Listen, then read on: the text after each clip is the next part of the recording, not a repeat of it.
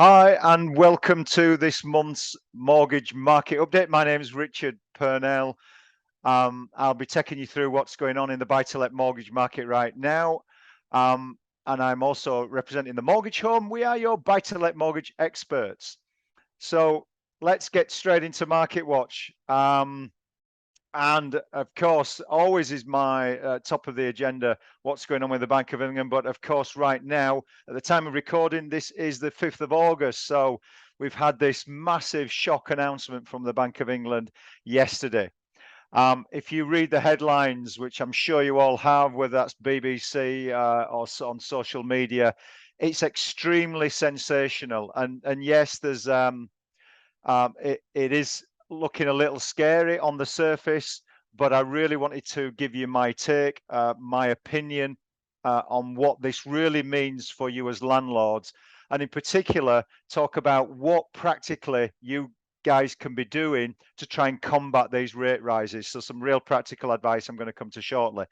But right now, what's happened? Well, of course, we've had this 0.5% increase that's taken the Bank of England rate to 1.75%. So I've been looking at online and at some of the sort of paper headlines, and it is extremely sort of sensationalized. Bearing in mind, these guys have got a job to do. They want you to be clicking on the links. They want you to be buying the certain papers. So things like it's the 6th rate rise in a row. It's the largest single rate rise for 27 years. There's rampant inflation. There's a certain recession in Q4 of 2022. It really does seem like the sky's falling in. So what I really want to get the message out today, to start with, is let's just take a little step back. Let's take a step back at what's really going on and how dramatic and unprecedented is this 0.5% rate rise. And the one way I want to try and get this across is to just show you a graph. So this graph here represents the Bank of England rate changes from the last 30 years. And if you ever talk about a game of two halves, then here's one that we're looking at right now.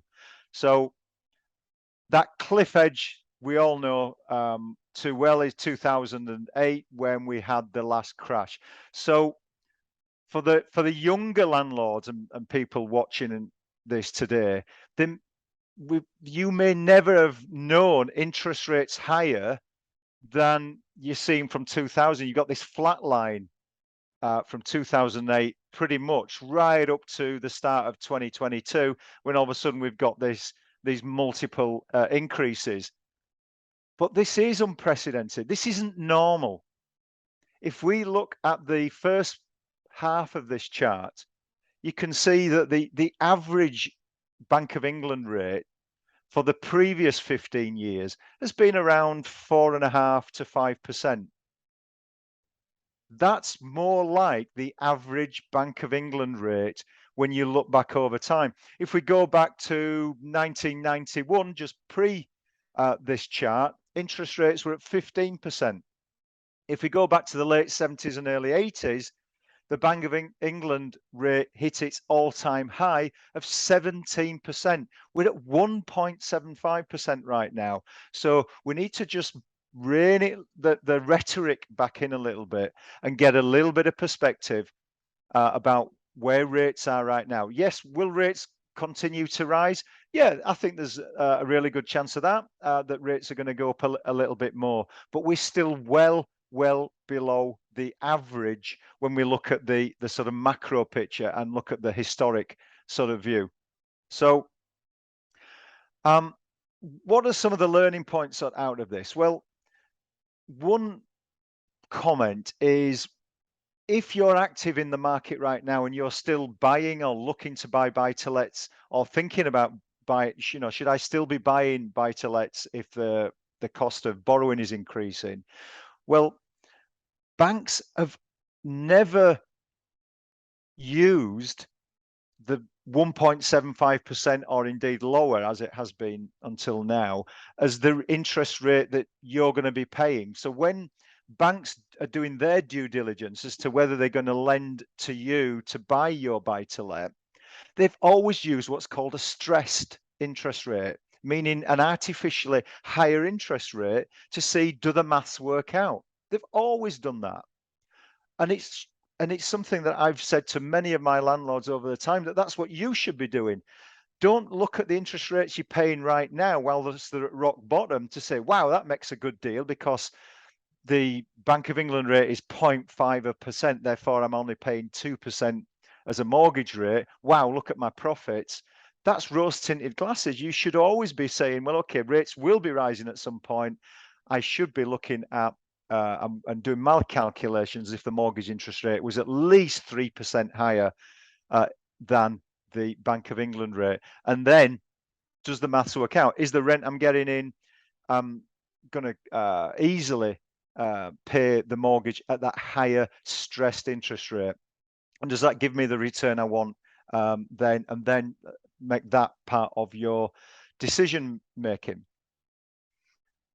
But I also want to go on to a number of practical things you can think about to try and mitigate these potential increase in costs. Now, the first thing is 1 in 5 mortgage holders out there are on standard variable rate. So right now, that translates to about 800,000 mortgages.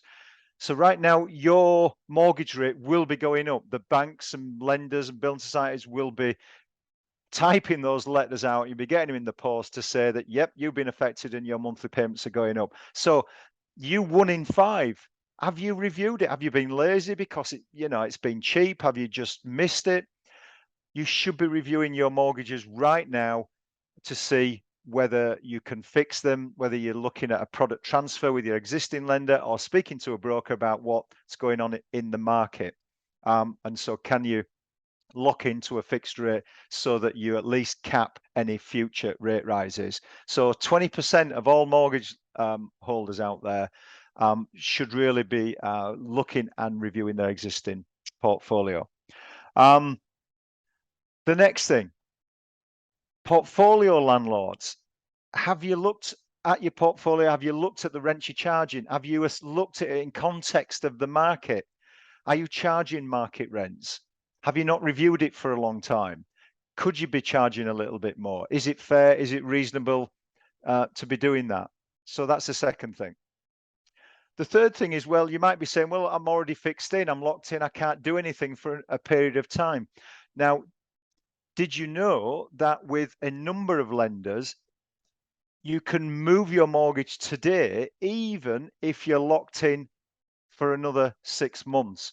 Now, that's if you're staying with your same lender, they may waive your redemption penalties. So you might say, okay, where are we now? We're in August. Then go, if your fixed deal is going to end in sort of January, February 23, you might thinking, I can't review it until then. But there'll be some lenders that say, look, if you're going to stay with us, even though there's another maybe 6 months to go, we'll allow you to move today onto our best deals and we'll waive the penalties. So don't assume that you can't move until January, February next year. Ring your lender, see when is the earliest day I could move and do a product transfer with my existing lender. You may be surprised to know you can do it 3, 4, 5, 6 months before that deadline day. The other thing is, if you are looking to move lenders, and let's say you might be looking to capital raise there, and therefore you're not going to necessarily stay with your existing lender. Again, even if you fixed in for another 6 months, don't leave it 6 months. Start your new mortgage application now. So get speaking to your broker today. They can submit an application with that new lender right now, because an application going in locks in that interest rate that you're going to be moving to. Your broker will get you to a mortgage offer over the next couple of weeks. Once you get your mortgage offer out, even though you're still tied in with your existing lender for another 3, 4, 5 months, your mortgage offer with the new lender quite often is valid for 6 months. So then you pause and you sit and you wait and you twiddle your thumbs, because you know you've got a mortgage offer on the table that's locked in at today's rates, rather than waiting until November, December, January and starting your mortgage review and application to move to a lender then. So take advantage of the fact that your mortgage offer with a new lender could easily be valid for 6 months. So use that to your advantage. Don't wait until your existing mortgage rate is about to expire. Now, if related to that, if you are buying a property right now, or indeed remortgaging, and you're thinking, well, there's no hurry to complete. Now, whether that is with a purchase or a remortgage, say, well, maybe I don't need the money right now, and you've got your mortgage offer out, and maybe you're doing exactly that you're sat on a mortgage offer, or maybe your solicitors are slow, but you're not really pushing anybody. I want you to be really mindful of when that mortgage offer that you've got expires, because if for some reason you cannot complete before that offer expires and you have to go back to your broker or the lender if you're going direct to get a brand new offer, then very easily that lender could say, yeah, we'll reissue the offer, but it's on brand new products, and you've lost that original mortgage product. So whatever you do, make sure that all your ducks are in a row. Make sure your solicitor is on the front foot dealing with the conveyancing side of your purchase or your remortgage, and that your mortgage offer doesn't expire inadvertently. So if you don't know when it's going to expire, speak to your broker, get that date in your head, and make sure that your solicitor can complete on that with some time to spare, to obviously take into account any unexpected delays. You do not want your existing offer to expire. Next point, this is point number 5, repurposing your portfolio. So this is something I've been talking to our landlords about for a long time now anyway, because it makes sense to do this review. What do I mean by repurposing? So when you have a portfolio, historically, by a country mile, the vast majority of that portfolio are family lets. There might be an odd HMO in there.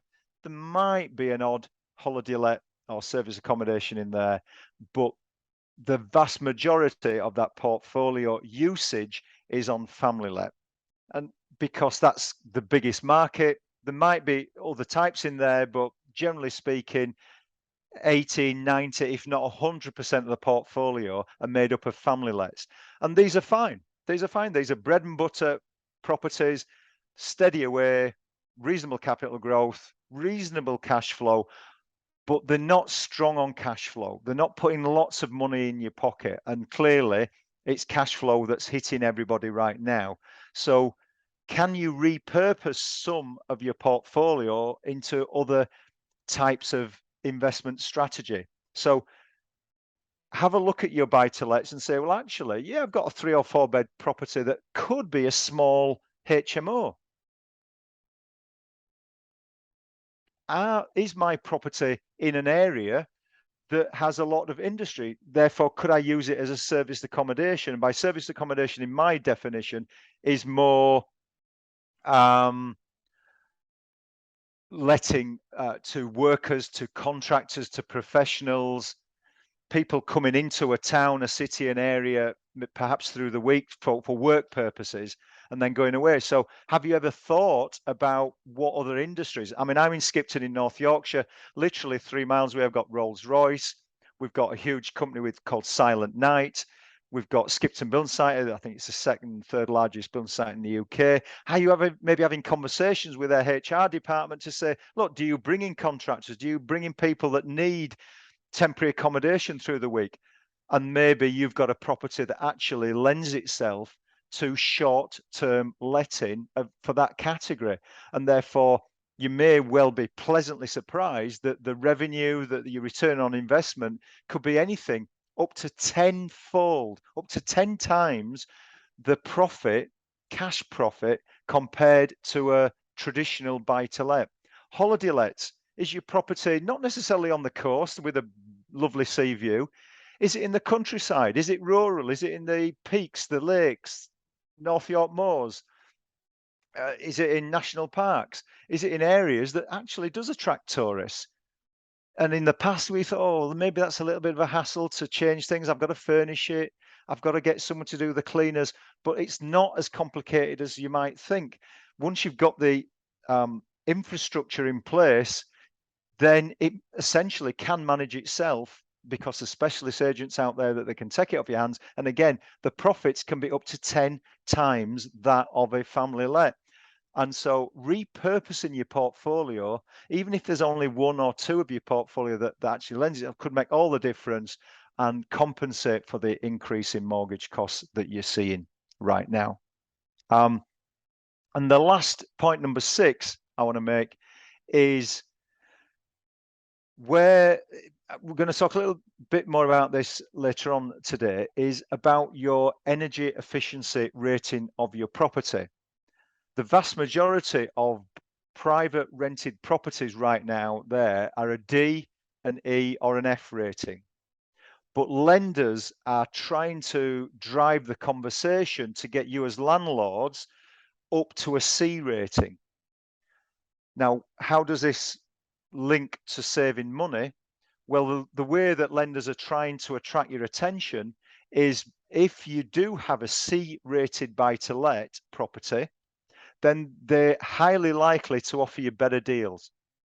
They're going to offer you cheaper interest rates compared to you having a D or an E-rated property. So dust off your EPC report, and if you and try and work out what the cost is to drag that property up to a C rating. If it's something quite minimal, do it now, and then when you put your mortgage application in, your broker will be able to open up more products on offer and potentially then get you cheaper rates than you would otherwise have got.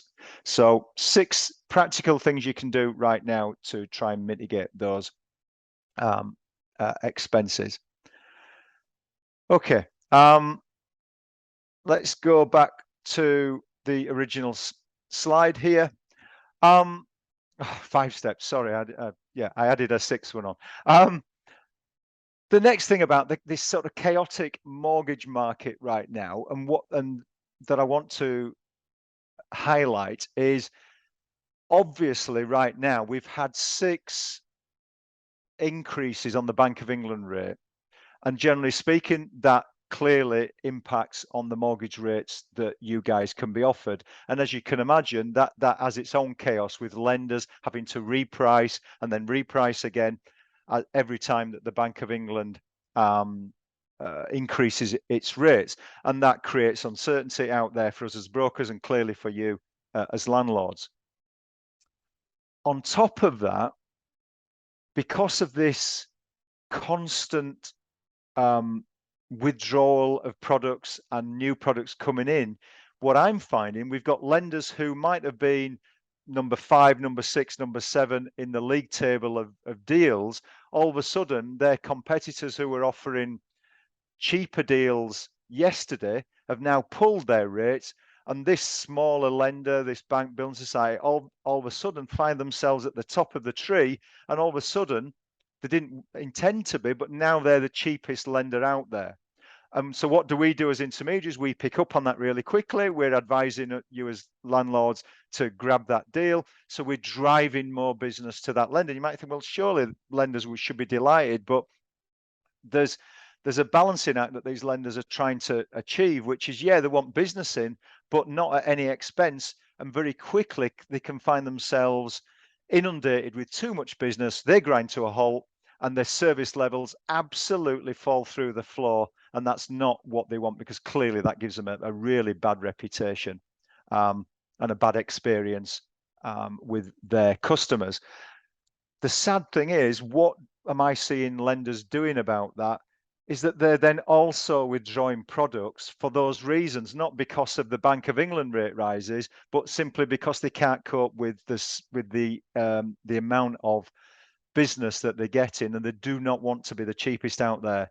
So it's a really blunt instrument. I'm seeing a number of chief execs of lenders almost apologizing for using this tactic, because they know it's adding to the chaos of products being withdrawn. And unfortunately, as a broker, at best we get a day's notice, and at worst we get no notice whatsoever. So you can imagine we're having a conversation with you, the landlord, and saying, this is the best deal. You go away and think about it. You get the documents together, you get some signatures, you come back to us a few days later, or maybe a week later, or maybe a bit slower, maybe it's a few weeks later, and crikey, if it's a few weeks, that rate is highly likely to have disappeared. And then I'm saying as the broker, oh, sorry about this, but here's now the best rate, and it's gone up by a quarter or even worse, 0.5%. So again, what can you do? Be mortgage ready is my catchphrase here.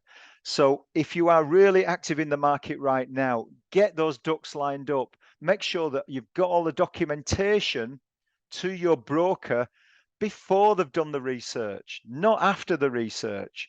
You know, if you've got a relationship with your broker, make sure you're giving the broker up-to-date bank statements, making sure that your passport's not out of date, making sure that if you tax returns, this is a key thing that's going to be coming up at the end of September, so it's imminent anyway, that if you're self-employed, and as landlords, we're pretty much all putting self-assessment returns in for the land and property parts of our income anyway.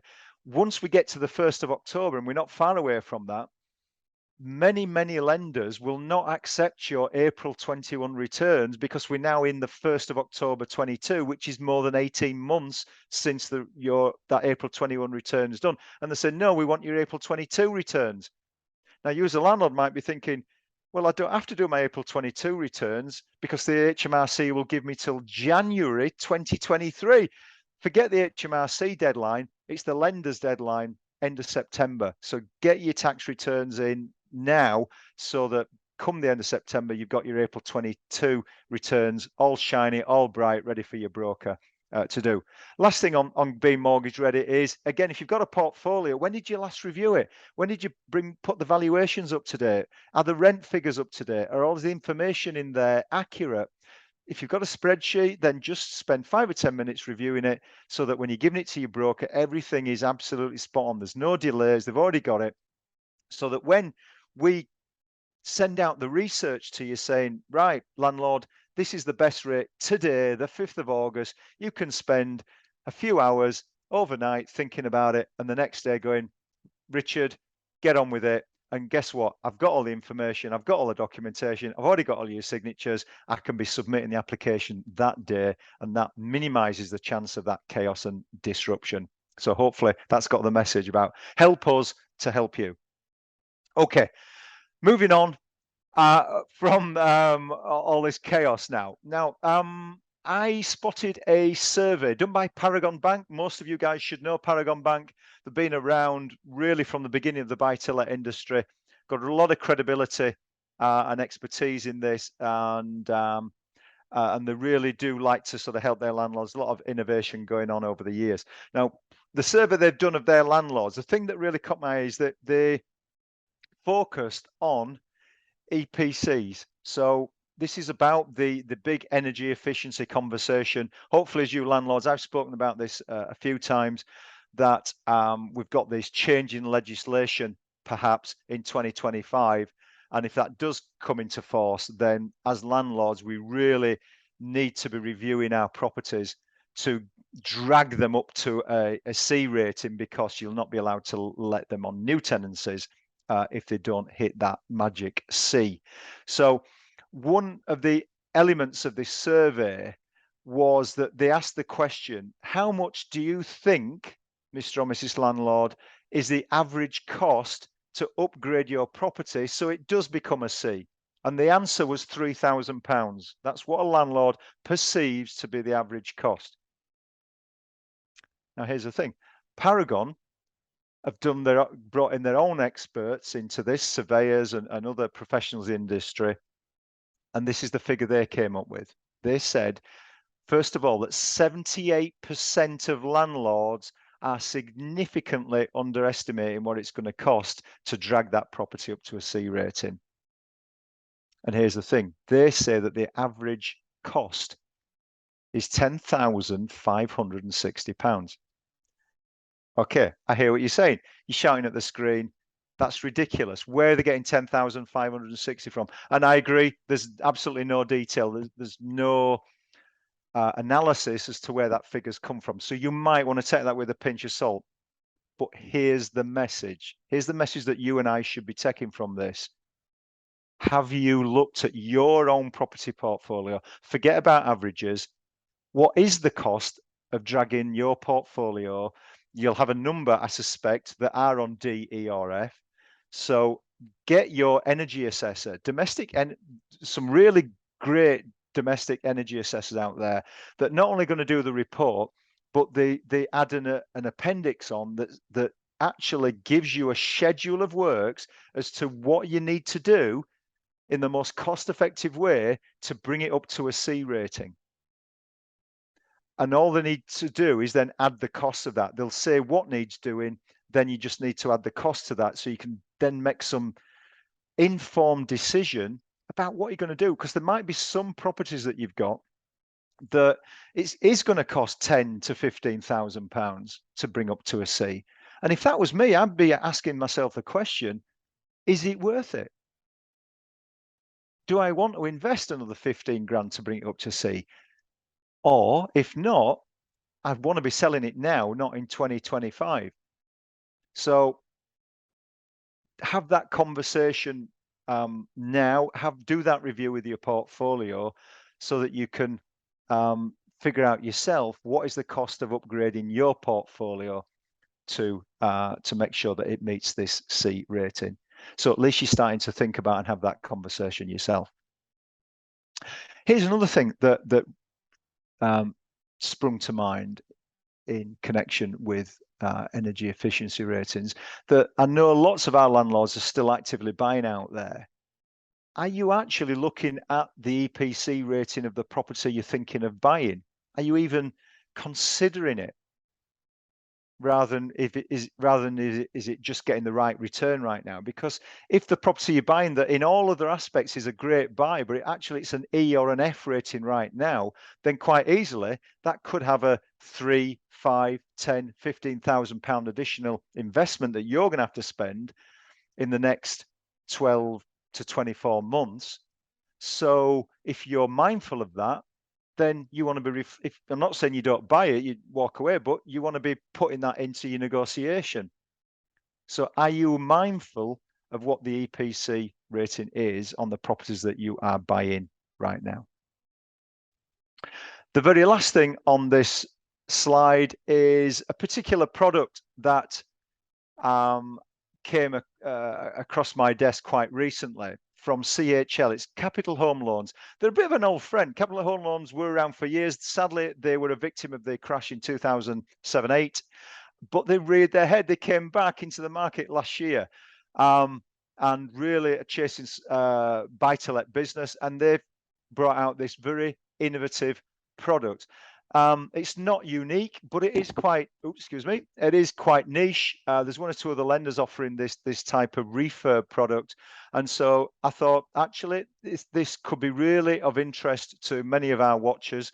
And therefore, I just want to spend and spotlight this type of product a little bit more today, so you understand exactly how it works and whether it might appeal to you. And I thought, do you know what? Actually, I want to spend a little bit more time on this today. So this has become my sort of spotlight of the month, because I think it's going to appeal to a lot of our clients and people that jump onto our videos. So let me explain how the refurb mortgages work. So they're useful for both purchasers and for remortgages. So I'm going to talk about it from a remortgage point of view to start with. Now, as the top bullet point says, it's for light refurb only. What does that mean? Well, if there's anything structural, this isn't the mortgage for you. If there's anything that needs planning permission or building control involved, this product isn't going to work for you. You're into JVs or bridging for that. But if it's cosmetic, if you're replacing the bedroom, the bedroom, if you're replacing the bathroom or the kitchen, it's a little bit more cosmetic, or maybe you're partitioning a bedroom, you're splitting a few rooms up, something of that nature, then yeah, this could be right up your street. Now, look, if you've got the cash to do that schedule of works, do not choose this mortgage. This is not the mortgage for you. You do the work, then you come to your broker and you refinance at the higher value that maybe that the property now is at, because you've added a bit of value with what I've just described. But this is for you if you've got no cash whatsoever, but you've got some equity locked up in your property. So it's a two-stop strategy. This is how it really briefly works. So you apply to CHL right now, current value. You tell them the works you're doing. You can borrow up to 75% loan to value, typical buy-to-let maximum. Interestingly here, you're limited to the works being no more than a quarter of the current value. So let's say the value is 100 grand. You can do up to 20. You can do a lot with 25 grand, even with the price increases of materials. 25 grand is the sort of limit you can sort of spend on upgrading your property. So you refinance now to pull that money out. So you're capital raising to start with. You're accessing the equity within that 100 grand, as long as you don't go above the 75% loan to value. That gives you the cash to now spend on upgrading the property, to paying your trades guys and the invoices, etc. Once the work's done, you've got 3 months to get that work done. So again, that does lend itself to not something that's a major structural type work. Then we go back to the same lender. We say, right, we've done the work. It's now worth £140,000. I want to get that £25,000 back in my pocket again. So CHL will do another valuation on the property, check that the work's been done, adequately. It's worth 140k, and now they'll increase your borrowing by another £25,000, and again, essentially reimbursing you. So the cash that you've spent on your tradespeople, they're going to give back to you. So if you want that cash back, then you've got it to spend, in other areas. So that's the two-stop approach I'm talking about. Rates 4.4%, not the cheapest out there. So they are charging you a little bit more for the pleasure of having that facility in place. But my word, it's a lot cheaper than bridging, which sort of comes on to my last point about that the property doesn't need to be lettable.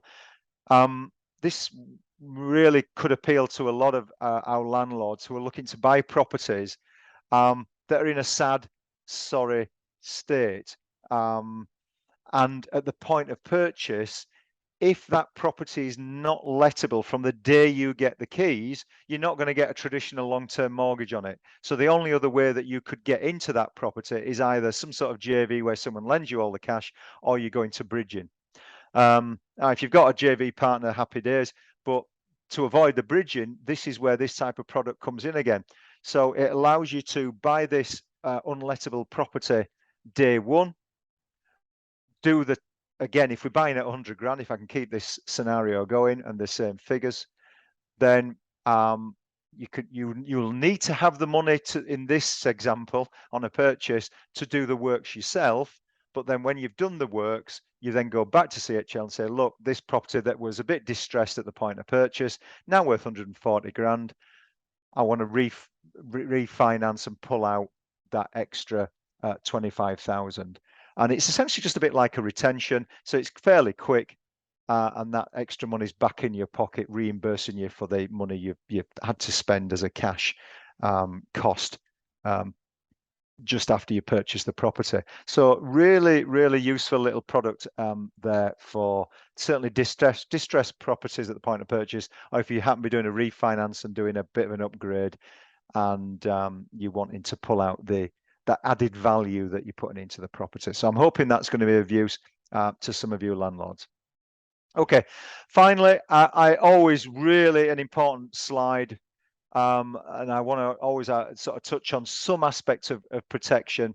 So this month, what I want to talk about is protecting those landlords that have sort of bigger plans. Now, nowadays, I probably talk to several hundred clients a year, not about what's the best fixed rate out there, but the bigger plans. What's your plan for the long term? Why have you got into property? What are those long-term aims? And overwhelmingly, the reason people are getting into building a portfolio and putting the time and the effort into this is for financial freedom, or for some form of financial independence. Now you can say, okay, that's a vague phrase, Richard? What does that mean? And for most people, that means getting to the point where their portfolio covers or replaces their earned income. Because what does that do? At that point, you can retire. You can choose whether you want to work or not. You can choose whether you want to stay in bed or not. And that's the trigger point at which you've achieved some form of financial independence, because you can choose whether you want to work or not.